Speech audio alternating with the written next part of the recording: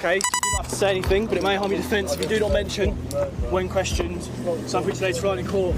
Anything you do say may be given as evidence. What road are we on? Birmingham Road. 426, priority. Birmingham Road, I think we've got the offender. It's not murder. Yes, we've got a male here. He's presented himself to us. There was no screaming, no struggling. Just an 8-year-old sitting in the midst of the tragedy he had just created, as calm as if it had all been preordained.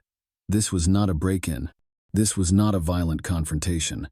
This was a planned murder, brutal, cold, and haunting.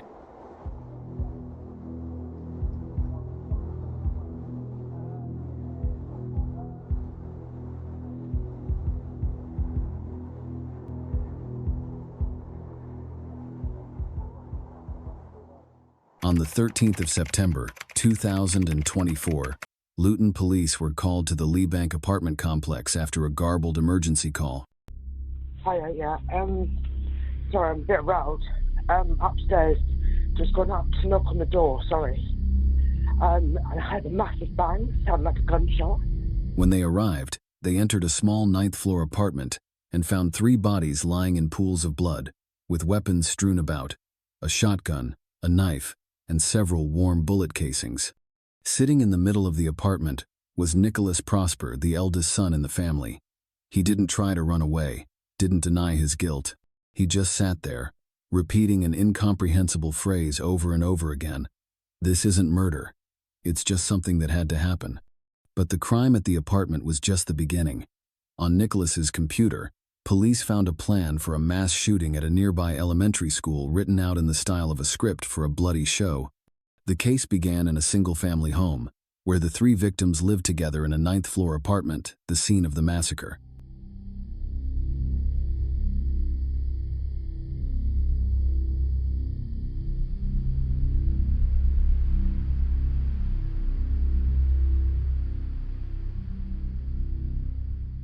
Juliana Falcon, 48, the mother of the victims and the first person killed, was a Latina woman.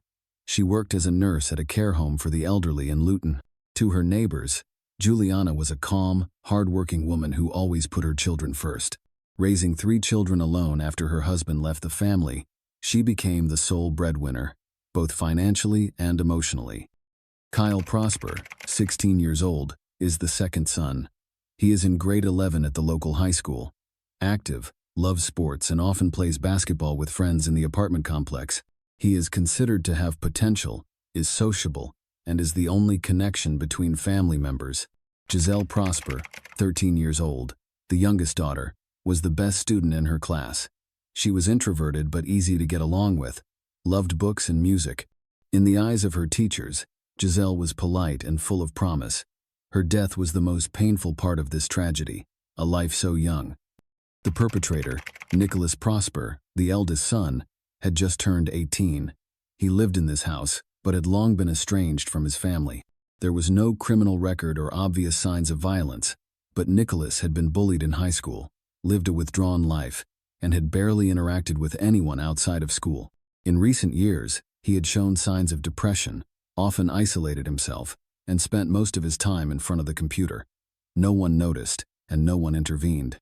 From the outside, this is just a normal family, but inside, gaps are quietly building until the day they explode.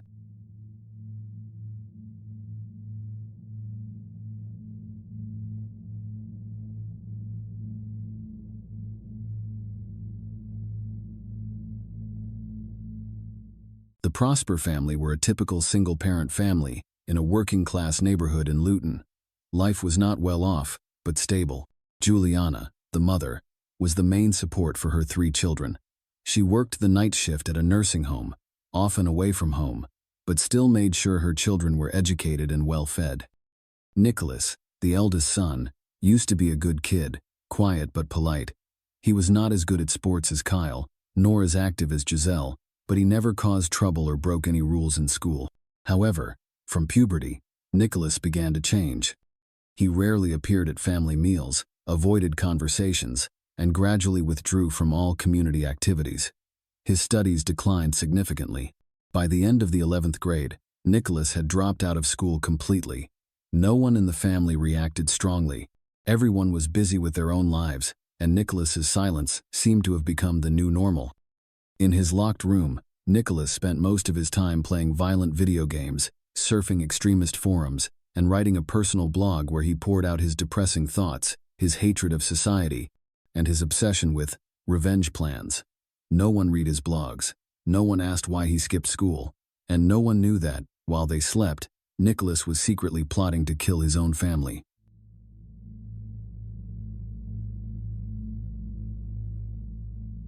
Since January 2024, Nicholas has spent a lot of time on dark forums dedicated to sharing about school shootings.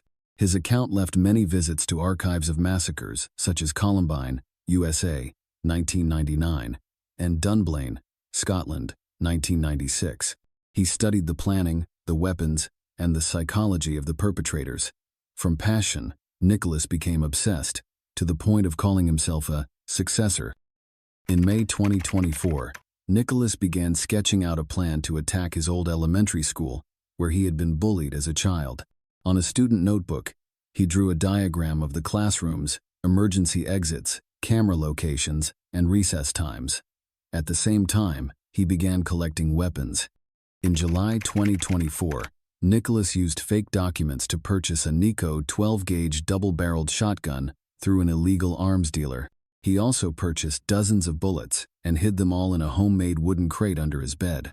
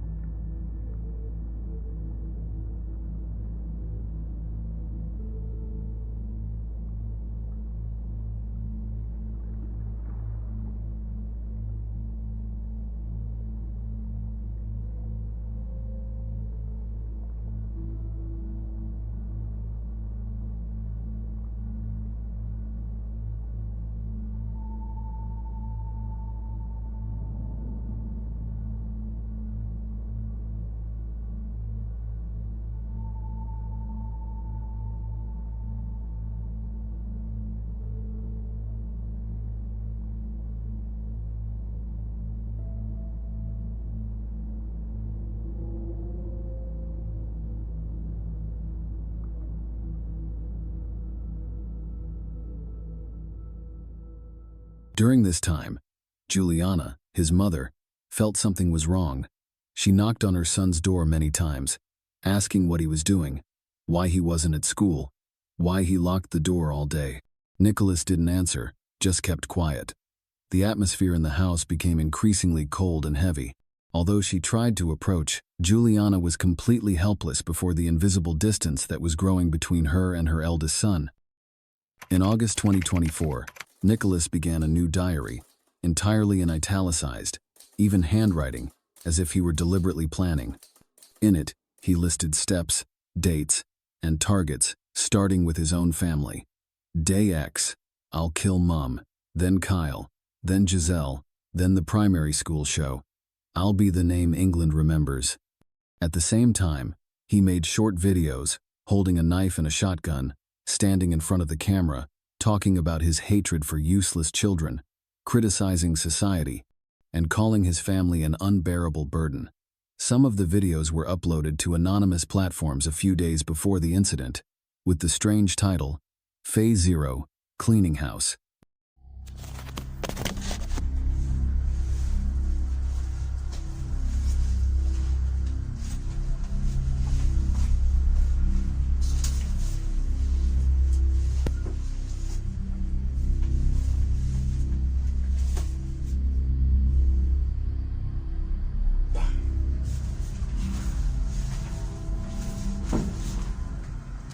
Nicholas also began taking stimulants, purchased online.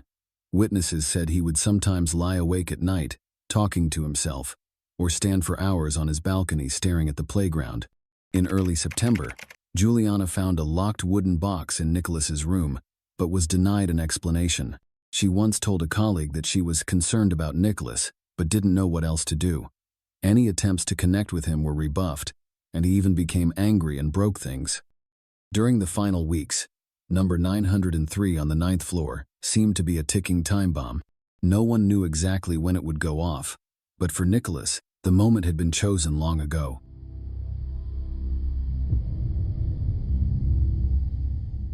On the 13th of September, 2024, a 9th-floor apartment in the Lee Bank apartment complex became the scene of a targeted family massacre. 3 lives were taken in less than an hour, all of them blood relatives of the perpetrator. That morning, as usual, Kyle and Giselle went to school. Only Juliana was home. Nicholas was in his room, but his mind was completely detached from reality. He checked his gun, bullets, and dagger, and opened his computer, where the plan was saved. Around noon, Nicholas entered his mother's room, carrying a loaded double-barreled shotgun. There was no argument or struggle. He fired twice, ending Juliana's life on the spot. She had no chance to resist or call for help. Nearly an hour later, Kyle arrived home. As soon as he opened the door, he was shot in the chest. The suddenness of the shot knocked him to the ground, and Nicholas finished him off with a second shot, leaving no chance of his brother surviving. Giselle was the last to return home. The 3-year-old did not know that both her mother and brother were dead. Nicholas did not immediately turn on his gun. He stabbed his sister multiple times as she entered the house. When he saw that she was still moving, Nicholas fired again, the final shot that ended the brutal act. All 3 victims died on the 13th of September, 2024, in the same place they once called home. The murders took place without a scream. No one in the apartment building noticed until the police were called that afternoon.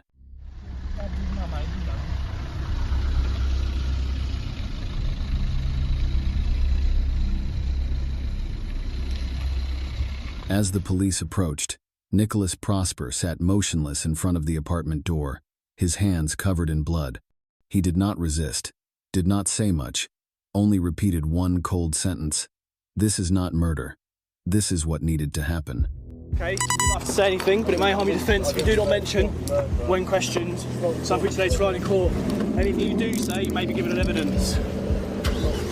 What road are we on? Birmingham Road. 426, priority. Birmingham Road, I think we've got the offender.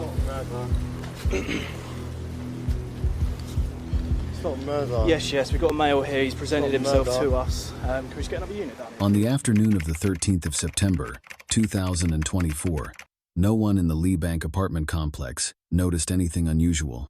Some people heard a loud noise in the middle of the day, but they assumed it was just the sound of the television or someone repairing the interior.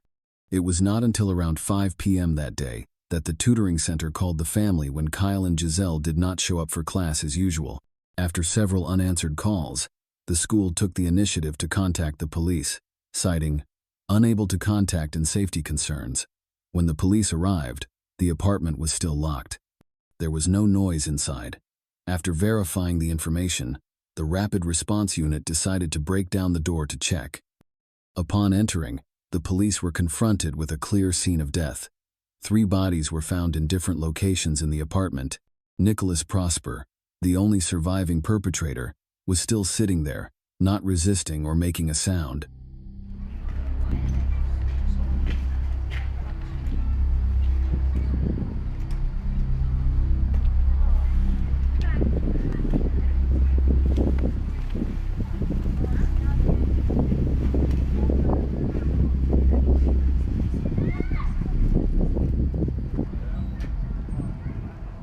At the scene, police seized a Nico 12-gauge double-barreled shotgun, 3 fired shell casings scattered near the door and living room, a 18-centimeter-long dagger with blood on it lying near the young victim's body, and a black USB drive hidden in Nicholas's desk drawer.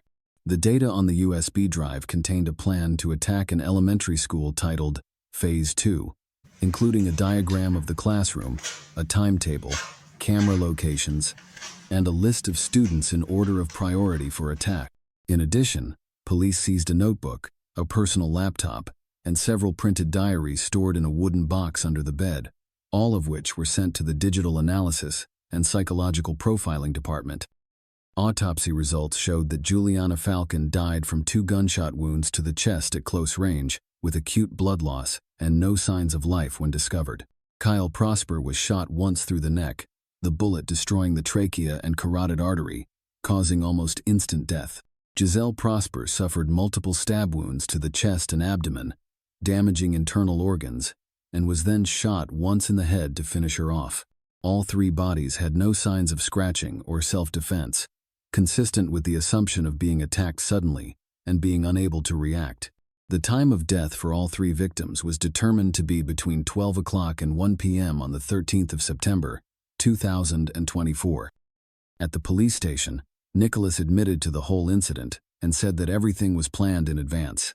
He said that he had no feelings for his family, thinking that they did not understand and did not listen to him. In his statement about his motive, Nicholas said, "I wanted to be famous like those cases in America. Killing people is the only way to be remembered." His statements showed a distorted, cold mindset and clearly showed no signs of remorse. Nicholas, we've explained what you've been arrested on suspicion of, okay, and what you said after. We'd like you to tell us about any involvement that you have had with the deaths of Juliana Falcon, Kyle Prosper, and Giselle Prosper. We'd like to tell you about any involvement that you've had with them at all in their murders. No comments. Did you kill them? No comments. Obviously, it's a fact that, you know, they're dead now. Okay, so that's why we're here talking about it. Are you aware of that? No comments. After arresting Nicholas, police searched all of his personal devices and digital data for possible prosecution. What was collected not only confirmed the crime, but also revealed a deliberate and months-long preparation process. On the suspect's computer, hard drive, and USB, investigators discovered extremist content, along with a detailed plan for an attack on an elementary school. The extracted data shows that this was not a murder due to a temporary conflict, but a planned, targeted act, with the intention of expanding the scale, if not stopped in time. The psychological assessment report attached to the file concluded, Nicholas was not out of control, nor did he have a mental illness sufficient to exclude criminal responsibility. Nicholas's testimony at the police station further reinforced the organized and cold nature of the crime. He described each step of the crime without showing any remorse. A forensic psychiatric report concluded that Nicholas was fully conscious, not seriously mentally ill, and was competent to face criminal responsibility. The police and prosecutors insisted that this was a premeditated murder, not a case of loss of control or sudden paranoia. Nicholas Prosper's trial began at Luton Central Criminal Court in February 2025, nearly 5 months after the murder. He was charged with 3 counts of first-degree murder and 1 count of conspiracy to commit school terrorism. The case quickly attracted widespread attention due to the family murder as part of a larger plan element, something that is rare in the British criminal justice system. In court, prosecutors presented a full array of evidence: gun-buying videos, home videos, documents on USB drives, and confessions. They emphasized that Nicholas did not act out on impulse, but had spent months planning, quietly preparing everything from the weapon to the timing of the attack. The defense did not dispute the act itself, but focused mainly on psychological factors and family circumstances. They cited signs of depression, isolation, lack of social connection, and lack of support from relatives and schools. However, it took the jury less than a day to reach a verdict. Nicholas was found guilty on all charges. As the verdict was read, the defendant remained expressionless, did not ask for leniency, nor did he show any emotion. Nicholas Prosper's trial was notable not only for the brutality of the case, but also for the way the defendant appeared in the dock. Throughout the proceedings, Nicholas's facial expression barely changed. He sat upright, silent, and did not make eye contact with anyone even when images of the victims' bodies were shown in the courtroom. There was no apology, not a moment of confusion. When asked if he felt remorse, he simply replied, "I don't want to pretend. That short sentence silenced the courtroom. His nonchalance did not make him any more terrifying, but it made the case all the more puzzling to many. How could an 8-year-old boy kill his mother and 2 siblings without showing any emotion? The trial ended not with a verdict, but with a long silence, as everyone faced the reality that not all crimes are accompanied by remorse. On the 19th of March, 2025, after a trial that lasted nearly a month, the jury sentenced him to life in prison, with a minimum of 49 years before he could be considered for parole.